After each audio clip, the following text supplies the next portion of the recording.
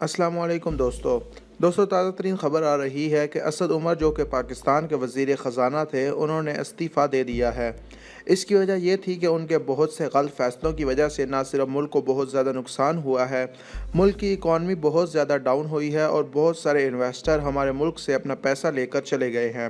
بلکہ اس کی ایک بڑی وجہ یہ بھی ہے کہ گورنمنٹ کو بھی ان کی وجہ سے کافی مقامات پر شرمندگی کا سامنا کرنا پڑا ہے اور دن بدن یہ شرمندگی بڑھتی چلی جا رہی تھی۔ ناظرین، 2 دن پہلے یہ خبر آئی تھی کہ وزیر اعظم نے انہیں ہٹانے کا فیصلہ کر لیا ہے، لیکن جب میڈیا چینلز نے یہ نیوز بریک کی تو انہیں پیمرا کی جانب سے نوٹس بھیج دیے گئے اور پی ٹی آئی گورنمنٹ نے بڑے سخت الفاظ میں اس بات کو ماننے سے انکار کر دیا کہ ایسا کوئی بھی فیصلہ وزیر اعظم نے نہیں کیا۔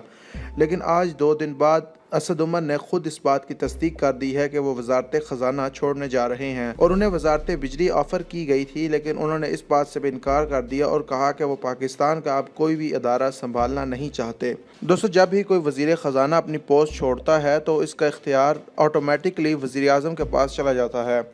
اب یہ خبر آ رہی ہے کہ فی الحال وزارت خزانہ وزیر اعظم عمران خان کے پاس ہے اور جب تک کوئی نیا وزیر خزانہ منتخب نہیں ہوتا تب تک وزیر اعظم عمران خان کے ساتھ ایک ٹیکنیکل ٹیم رہے گی جو انہیں مختلف مقامات پر گائیڈ کرے گی، اور زیادہ تر یہ بھی کہا جا رہا ہے کہ اب وزارت خزانہ کا عہدہ وزیر اعظم اپنے پاس ہی رکھیں گے۔ دوستو، اس طرح کی مزید نیوز حاصل کرنے کے لیے ہمارے چینل کو سبسکرائب کریں، اس ویڈیو کو لائک کریں اور نیچے کامنٹ سیکشن میں اپنے خیالات کا اظہار ضرور کریں۔ Thanks for watching.